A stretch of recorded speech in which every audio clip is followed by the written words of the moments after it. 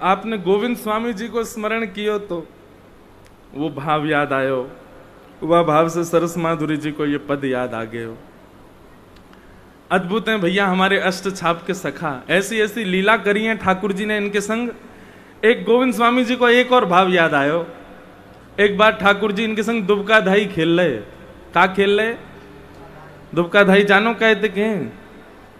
एक 4-5 लोग छुप जामे, फिर एक गिनती करेगो 1 2 3 4 छुप जाओ, फिर वो आके ढूंढेगो, जो पहले मिल गए हो फिर बाकी बाजी वो काके मत डैन आ जाए बाकी। तो गोविंद स्वामी की बारी आई तो गोविंद स्वामी गिनती कर रहे 1 2 3 4, यही गिरिराज जी पर्वत पे। अच्छा, सबसे आसान ढूंढना है ठाकुर जी को। क्यों? ठाकुर जी जब चलें तो जहां जहां हाथ छूत हो जाएगा, जहां जहां पाम धरते जाएंगे वहीं वहीं सुगंधी है जाए। 10 तक गिनती गिन करके गोविंदास जी सोई महाराज वो तो ढूंढे थोड़े ही है, सूंघे कहां से सुगंधी आ रही है, जहां की तरफ सुगंधी दिखाई दे। और ठाकुर जी के चरणन से कुमकुम निकले, ठाकुर जी के चरणन से केसर जैसो चंदन जैसो अंकित है जाए जहां जहां ठाकुर जी चरण धरे। सो गोविंदास जी तो ढूंढते धाड़ते पहुंच जाए, पेड़ के ऊपर बैठे, वो बैठो लाला, लाला पकड़ लियो, जाओ अब गिनती करो।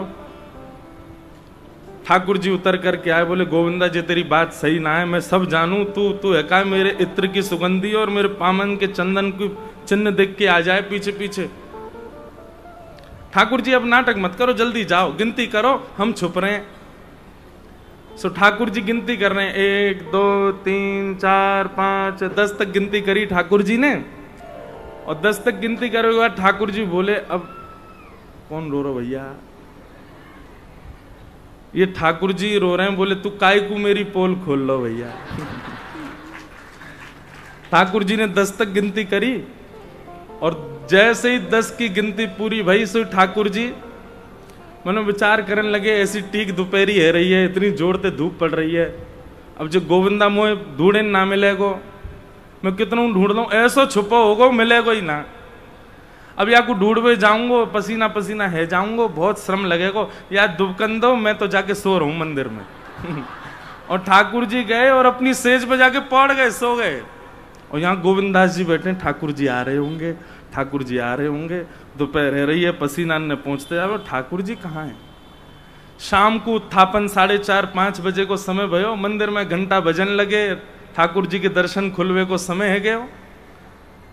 गोविंदास जी बोले हैं दर्शन खुल गए, हम यहाँ छुपे बैठे हैं, जे लाला हमें ढूंढ ही ना रहो। सो गोविंदास जी पहुंच गए, जाके मंदिर में जैसे देखी तो श्रीनाथ जी भीतर खड़े हैं, गोसाई जी उनकी आरती कर रहे हैं। श्रीनाथ जी ने जैसे नेत्र ऊपर करके देखे तो सामने गोविंदास खड़ो है। ठाकुर जी अंगूठा दिखाने लगे, ले ले। सो गोविंदास जी ने अपनो फेंटा कसो और बाकायदा शब्द हैं गोविंदास जी के, दाव ले आयो भाज कमार, कबई तो निकसे को बाहर, ऐसी दूंगो मार। ठाकुर जी कोई चैलेंज कर रहे हैं, बोले तू कबई तो आवेगो बाहर, मैं तो बताऊंगो। गुसाई जी बोले ऐसे कहते हैं, वो निकुंज नायक भगवान है, साक्षात परमेश्वर है, उनके प्रति ये सब शब्दों का प्रयोग करते हो तुम? बोले अपने लाला है ना समझाओगे, लाडले कहा करे हमारे संग, आप श्रृंगार करें, मैं खड़ो खड़ो पद गाऊं और जैसी आपकी नजर घूमे ना ये मोती उठा के मार दे मेरे मूड़े। आप यहां क्यों ना समझाए करो, इतना बिगाड़ लिया है आपने लाड़ चाप में धर धर के। ऐसी गोविंदास जी के साथ लीला करते ठाकुर जी। और ये सब लीलाएं द्वापर की नहीं है, इसी कलिकाल की है, इसी कलयुग की लीलाएं। ऐसे गोविंदास जी का महाराज जी स्मरण कर रहे। और फिर हमारे राधा बाबड़ी वाले महाराज जी ने तो गिरिराज जी की पूरी महिमा ही 5 मिनट में बताई दी। कोई देवता 12 फुट को, कोई देवता 50 फुट को, हमारो देवता 21 किलोमीटर को, 7 कोस को देवता है हमारो। हमारे ब्रज के रसिक जन कहें श्री राधा रमन जी को मोंगरा की माला प्रिय लगे, हमारे वृंदावन कुंज बिहारी लाल जी को कमल की माला, गुलाब की माला प्रिय लगे, श्री राधा वल्लभ लाल जी को हार श्रृंगार की माला प्रिय लगे, लेकिन हमारे श्री गोवर्धन नाथ जी को भक्तन की माला प्रिय लगे। चारों तरफ भक्त डोलते रहे, चारों तरफ भक्त परिक्रमा देते रहे, बीच में लाल जी आनंद से पौड़े रहे, आनंद करें। देखो ये मिले रसिक जन आमे कथा में, तो उनसे ऐसे छोटे छोटे भाव प्राप्त है जाए, सूत्र प्राप्त हूं मैं। दोनों महाराज जी को प्रणाम। आज हमारे मध्य जिन्होंने ठाकुर जी को खूब रिझाया अपनी वाणी से, और आज भी श्री राधा रमण लाल जी के मधुर भावों को गा करके श्री राधा रमण जी को आनंदित कर देते हैं, ऐसे हमारे भैया श्री कृष्णदास जी पधारे हैं। आपको भी बारंबार प्रणाम। आपके मधुर भाव भी मैं गाता हूँ कथाओं में, खूब आनंद आता है। हमारे श्री राधा रमण लाल जी को खूब रिझाते हैं आप।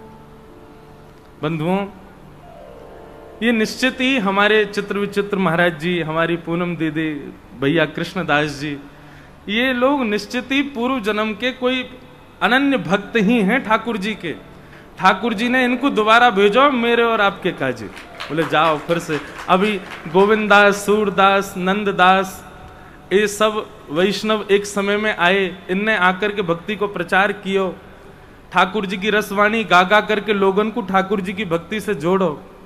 आज के परिप्रेक्ष्य में आपके रूप में ही हम अष्ट सखान को और हमारे ठाकुर जी के यश गावे वारे ही ये पुनश्च रूप में पधारे हैं, और आकर के अपनी वाणी से इतने सारे वैष्णवन को आनंदित करा रहे हैं। आप सबन की वाणी की सेवा को हम प्रणाम करें। तो आज ऐसे रसिक जन सब पधारे, सबको बारंबार वंदन। चलो भैया अब नंदोत्सव की ओर चलें। आज मुझ को एक पर्ची डाली कोई ने, बोले महाराज जी और तो कुछ नहीं, बस टाइम के पंचुअल हो जाओ आप। कहाँ बताएं हम, दुनिया के सबरे काम कर लें, हम पे यही नहीं होता। बस ना समय पे सोपा में, ना समय पे खापा में, ना समय पे कछू। ये सब लाला की लीला है भैया। आप सबन को श्रम है गयो, वाके लिया हम क्षमा प्रार्थी हैं। बस 2 दिन और झेल ले हमें, कल और परसों, फिर तो तान दुपट्टा सोइयो, फिर कोई अच्छा वैसे कथा तो 6 बजे, ये तो उठवे कोई समय है। जय हो श्री गिरिराज धरण की जय। विराज ना, बस ऐसे दे दो, कथा चल रही है। विराज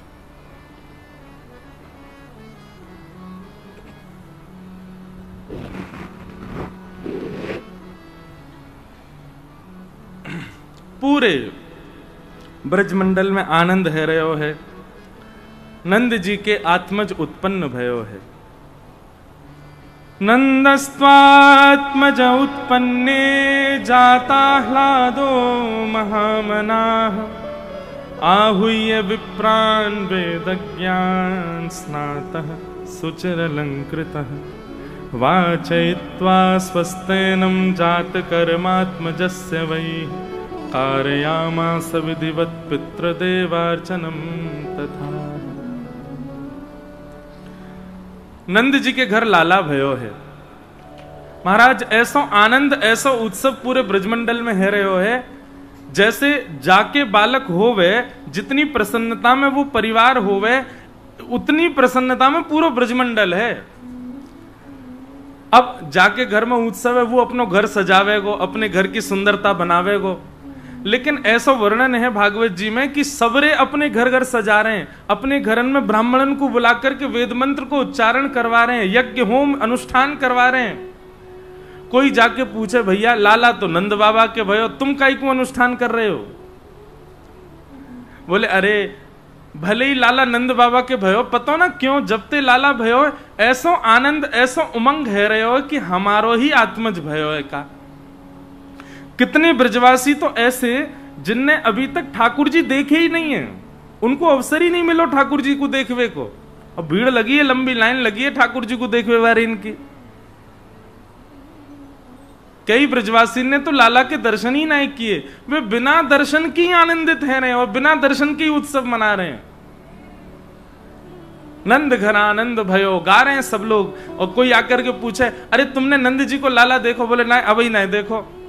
तो फिर काय को इतना उत्सव मना रहे हो? बोले पता ना क्यों मना रहे हैं, बस मना रहे हैं, देख लेंगे, लाला कहीं जा थोड़ी रहो है, अब तो यहीं रहेगो, हमारे बीच ही रहेगो।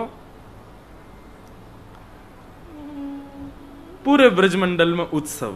मैं कथा में एक बात कहा करता हूं, ठाकुर जी यदि आपके जीवन में आएंगे तो जो परिवर्तन आपके अंदर होगा वो क्या क्या होगा, जो यहां नंद बाबा और यशोदा मैया में दिखा, उससे मैंने जो सीखा वो बताऊं। सबसे पहली बात, ठाकुर जी जीवन में आएंगे तो सामान्यतया जैसा एक मानव जीवन जीता है नियमित रूप से, वो नहीं आप जी पाओगे।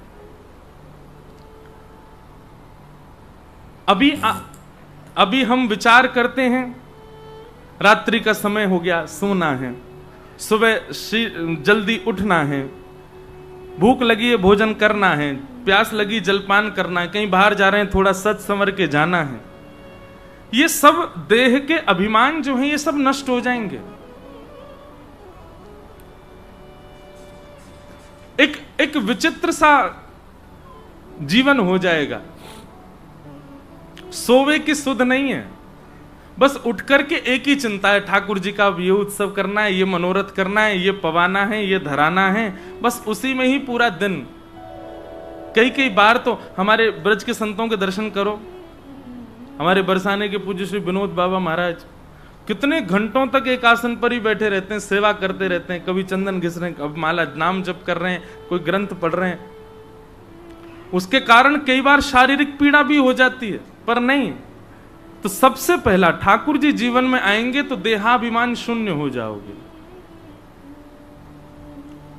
देह की सुध नहीं होगी, और देह व्यवस्थित रहे ये चिंता भी नहीं होगी आपको। दूसरा, ठाकुर जी यदि जीवन में आ गए तो इतने भावुक हो जाओगे कि कोई जरा सी भाव की कोई बात कर दे और गंगा यमुना आप बन जाओगे, बहने लग जाओगे। जरा सा कोई सामान्य सा भी रस भाव कह दे आपके सामने और आप बिल्कुल विचलित होकर के रुदन करने लगोगे।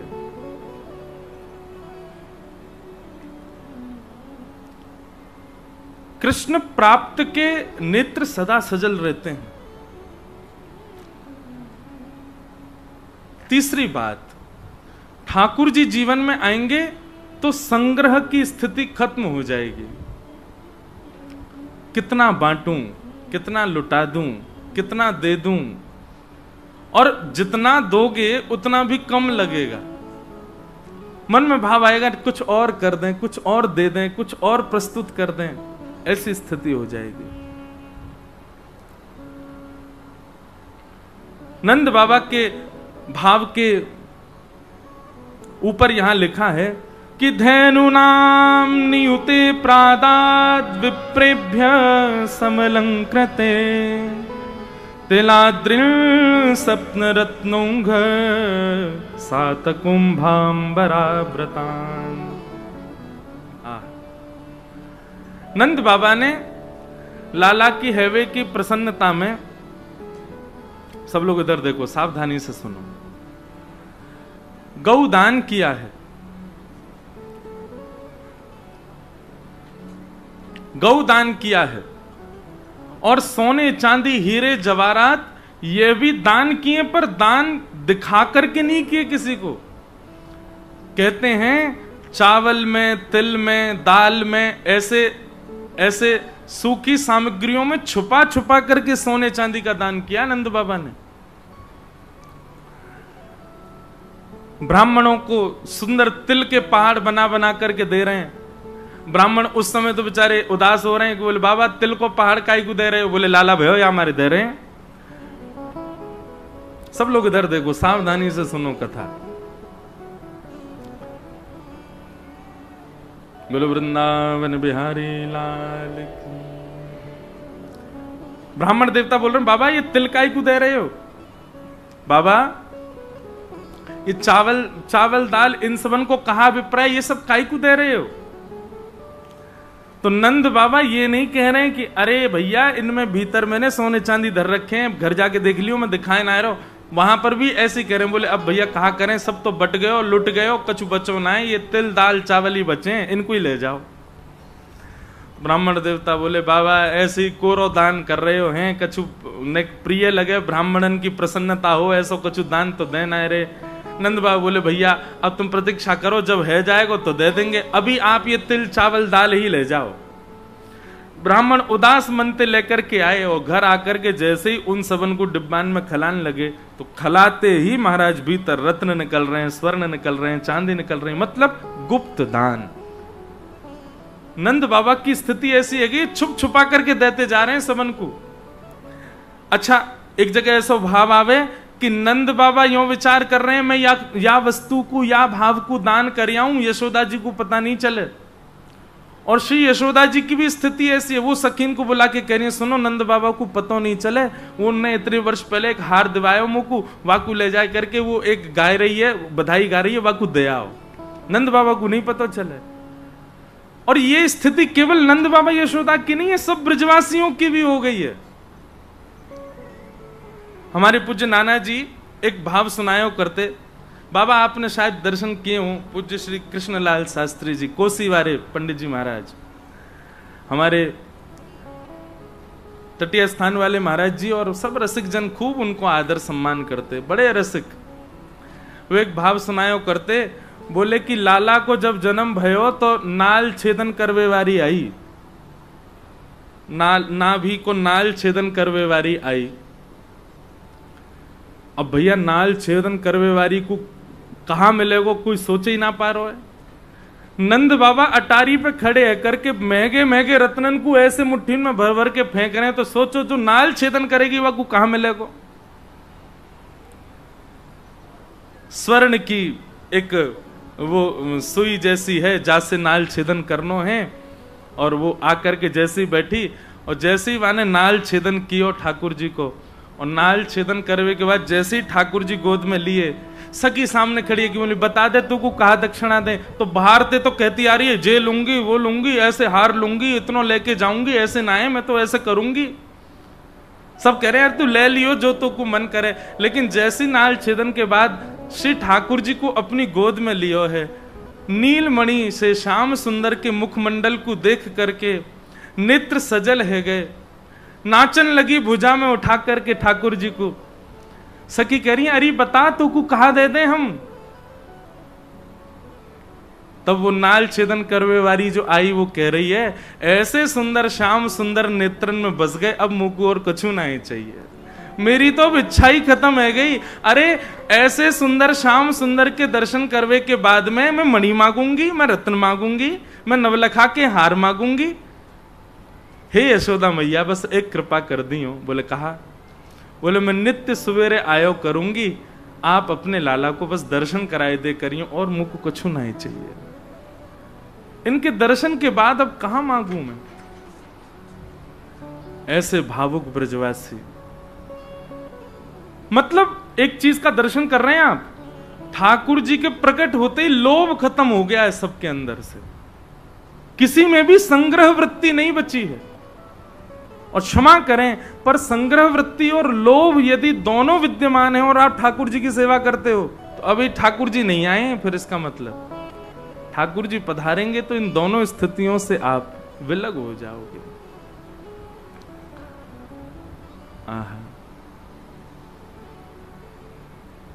सब लोग नाच रहे हैं, गा रहे हैं, आनंद कर रहे हैं, तभी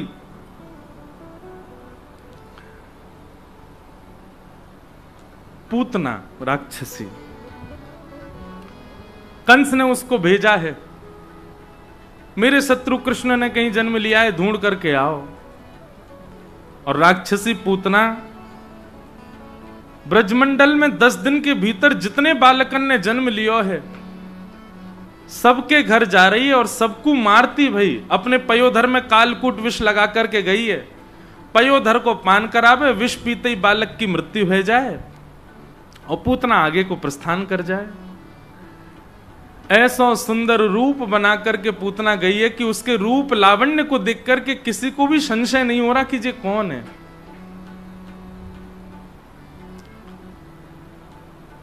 पूतना ने देखा नीले गुलाबी हरे बैगनी आकाश के रंग हो गए हैं और सब ब्रजवासी आनंद में झूम करके गा रहे हैं, आनंद कर रहे हैं। नंद घर आनंद भयो, जय कन्हैया लाल की।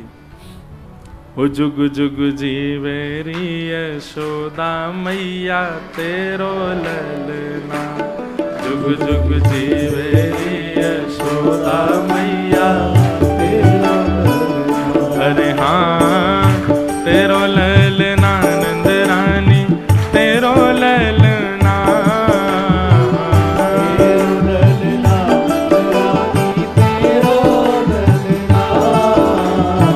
भागवत जी में इतना सुंदर वर्णन है। अवाद्यंत विचित्राणी वादत्राणी महोत्सवे कृष्णे विश्वेश्वरे तंते नंदस्य ब्रजमागते। सब ब्रजवासी इतने आनंद में भर गए महाराज, 6 महीना तक नंदोत्सव मनता रहा ब्रजमंडल में। और किसी को भी ये भान नहीं है कि हम सोए नहीं है, कि हमने कुछ खाया नहीं है, कि हमने कुछ पान नहीं किया है। किसी को अपने तन की सुध नहीं है, बस सब नाच रहे हैं, गा रहे हैं, आनंद मना रहे हैं। और एक जगह तो भाव है अवाद्यंत विचित्राणी। बोले ये तबला ढोलक कहां से ये सब नहीं बज रहे हैं? बोले क्यों? इन सब की तो अवधि है, 6 दिन 7 दिन 10 दिन तक बज पाएंगे, वाके बाद कैसे बजेंगे? सब फटन लगे तो कहां कर रहे हैं? बोले स्वर निकरवे वारी जो वस्तु दिख जाए वही को बजा रहे हैं ब्रजवासी और वही पर ही नाच रहे हैं। ओ जुग जुग जीवेरी यशोदा मैया तेरो ललना, जुग जुग जीवेरी यशोदा मैया तेरो ललना। अरे जुग जुग जीवेरी नंद रानी मैया तेरो ललना, जुग जीवेरी नंद रानी मैया तेरो ललना। ओ बड़े भागते यशोदा मैया ऐसो सुत तेन जायो, बड़े भागते यशोदा मैया ऐसो सुत तेन जायो। हाँ बड़े भागते यशोदा मैया ऐसो सुत तेन जायो, बड़े भागते यशोदा मैया कैसो सुत तेन जायो। हे पूर्ण ब्रह्म जगत को स्वामी सो तेने गोद खिलायो, पूर्ण ब्रह्म जगत को स्वामी सो तेने गोद खिलायो। हाँ पूर्ण ब्रह्म जगत को स्वामी सो तेने गोद खिलायो, पूर्ण ब्रह्म जगत को स्वामी सो तेने गोद खिलायो। हो याकू मगवा दे पलनवा तेरो ललना, याकू मगवा दे पलनवा तेरो ललना। हरि जुग जुग जीवेरी यशोदा मैया तेरो ललना, जुग जुग जीवेरी यशोदा मैया। बोल नंद के लाला की बधाई हो।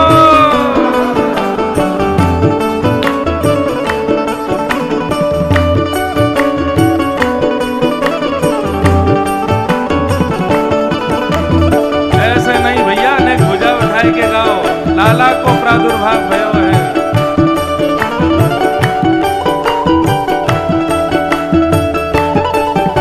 कृष्ण कन्हैया लाल की।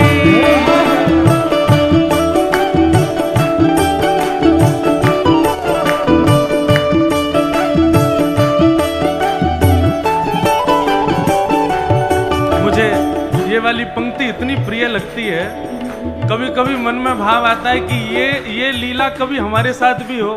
क्या लीला? हे धन्य घड़ी जब होए यशोदा मैया कह के बोले, घड़ी जब होए यशोदा मैया कह के बोले। हाँ धन्य घड़ी जब होए यशोदा मैया कह के बोले,